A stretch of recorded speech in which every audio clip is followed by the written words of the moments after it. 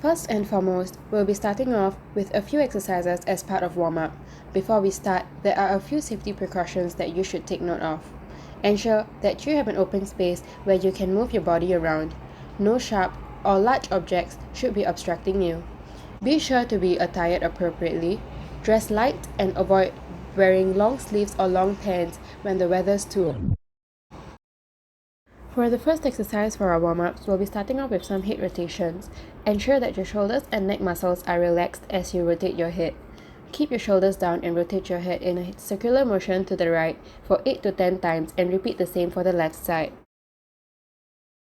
Next, we'll be doing some shoulder rotations. Rotate shoulders in a forward direction and change direction after repeating for about 8 to 10 times. While rotating your shoulder joints, try to move with maximum range of motion. Next, we'll be doing some arm circles. Stand straight as you do the exercise. Rotate your arms in a forward motion for 8 to 10 times before doing the same for the backwards motion. Moving on, we'll be doing some hip circles. Hold on to a chair or use a wall for support and rotate hips in a clockwise and anti-clockwise direction for both legs for about 8 to 10 times each. Remember to keep a straight posture and not bend your knees when performing. Next, we'll be doing some spinal rotations. Stand with your feet shoulder width apart. Ensure that you engage your upper body while twisting. Avoid moving your lower body. Twist your body from side to side to feel the stretch and repeat for 8 to 10 times. Last but not least, we'll be doing some brisk walking. Walk with a straight back, don't hunch or arch your back. Swing your arms naturally and freely and ensure that your shoulders are relaxed. Land on your heels and walk at a constant brisk pace. To increase the intensity, you can walk faster or walk up a hill. Ensure that you are walking for at least 15 to 20 minutes at a constant pace. Avoid stomping your feet or landing on your toes. We can move on to doing the main exercises. Firstly, we have our wall push-ups. Position yourself a little further away than one inch from the wall.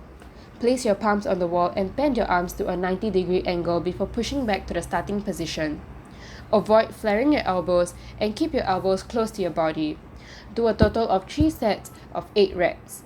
To increase intensity, you can perform more reps over time, and to increase difficulty, you can stand a little further away from the wall or move on to doing regular push-ups on the ground. Some variations would be the close grip, wide grip, and even the diamond grip.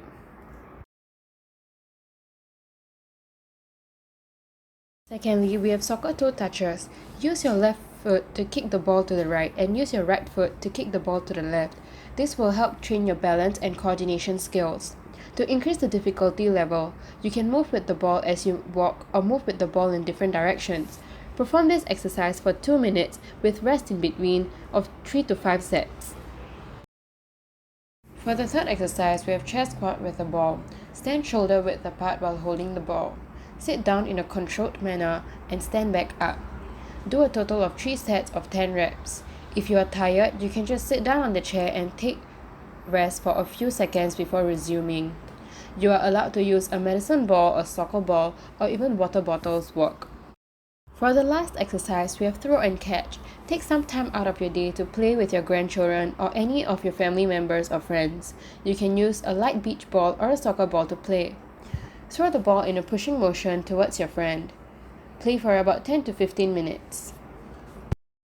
Before we end our workout, it is important for us to stretch our muscles as part of cool down. As for the first exercise, we have triceps stretch with towel.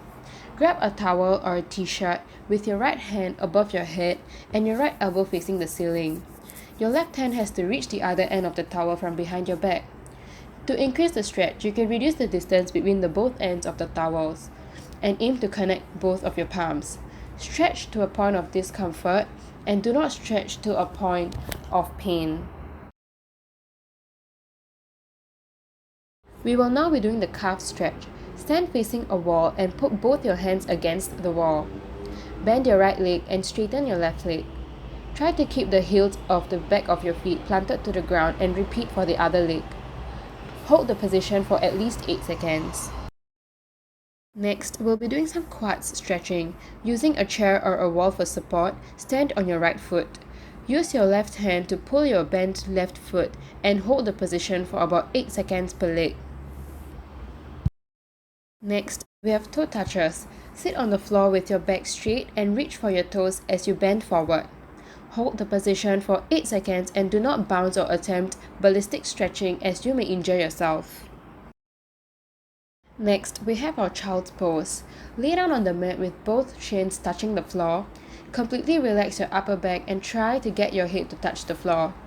Relax your arms above your head. Last but not least, we have the glute stretch. Cross your right leg over your left and place your left hand over your right leg and push your body away from your leg. Hold the position for 8 seconds. Before we end, there are a few important things to take note of while exercising. Ensure you rest about 1 to 2 minutes between each set. This is to prevent injuries and allow your muscles to recover before the next set. You are also advised to gradually increase intensity as you regularly perform exercises. Congratulations! We have come to the end of your workout. Remember to stay hydrated and eat healthy.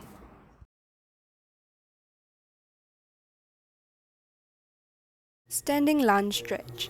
Stand in a split stance with one leg forward and the other straight back. Bend the forward knee so that it is at about a 90-degree angle. This should form a forward lunge position. Hold the position for about 20 to 30 seconds before alternating the movement. Remember to keep your back straight. The upward downward dog with child's pose.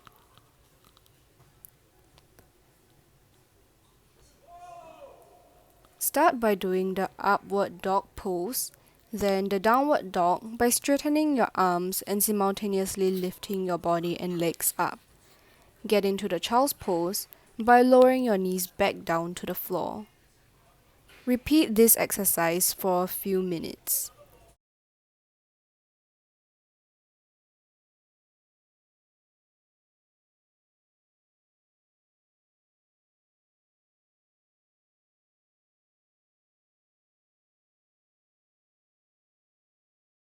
Russian twist. Place both legs on the ground with your knees bent and straighten your spine and lean back to a 45-degree angle from the floor, creating a V shape. Engage and use your core to twist to one side, then the center, then another side. Next are some variations that you can do that progressively gets harder as you go on. The weighted twist. Carry a weight while doing the Russian twist. The weight can be anything, ranging from a water bottle to a basketball. Remember to choose a weight not too heavy that allows you to maintain proper form. The leg cross twist. Lift your feet up and cross your feet together while twisting your body side to side. The weighted leg cross. Do the same as the leg cross twist while carrying a weighted object. Once again, the weight should allow proper form while doing the exercise. The forearm plank. Place your forearms on the floor with elbows aligned below the shoulders and arms parallel to your body at about shoulder width. Ensure your head, back, and hips are in a straight line. To help with this, imagine there is a satay stick going through you.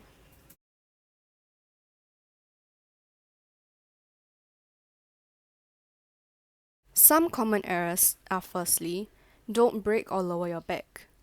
Next, don't lift your hips too high up. Lastly, don't lower your hips or look forward instead of downwards. A variation of this exercise is the weighted plank. You can stack textbooks or cookbooks on your lower back, but make sure the weight is not too heavy and allows you to maintain a proper form.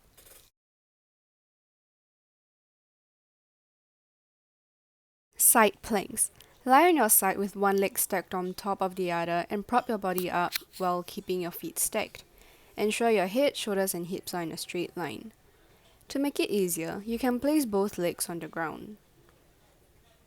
Repeat the same steps for the other side of your body.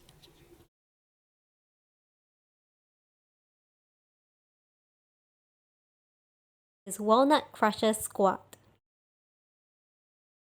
Draw a rainbow with your elbows. Don't let arms sag too low and keep your back straight to avoid straining your back.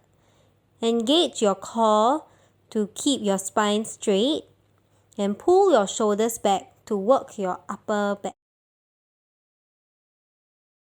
To decrease intensity, do the walnut crushes and then a squat.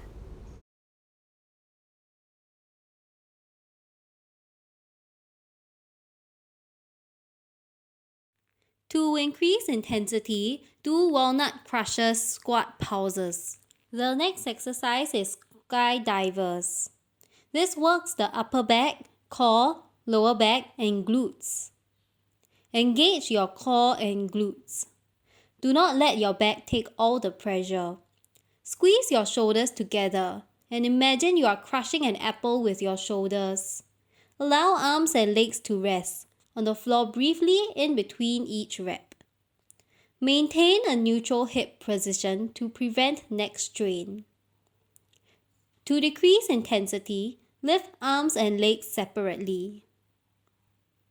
To further decrease intensity, lift each limb one at a time. To increase intensity, do the Superman, where you hold the position for at least 30 seconds.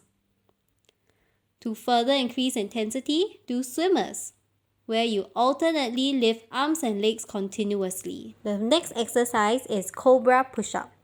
This works the glutes, upper and lower back, and the core. At the end of each rep, squeeze the shoulders together to work your upper back. Squeeze your glutes and core to bring yourself up. Push yourself up using the heels of your palms and the upper arms. To decrease the intensity, ask somebody to hold your legs down. To increase intensity, do the single arm cobra push-up.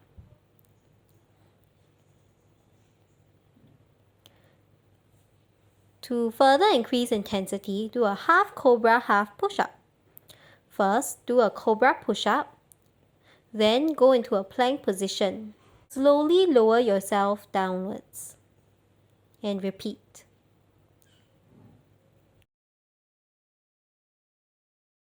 Cool down. The glute stretch. This stretches the glutes and the hamstrings.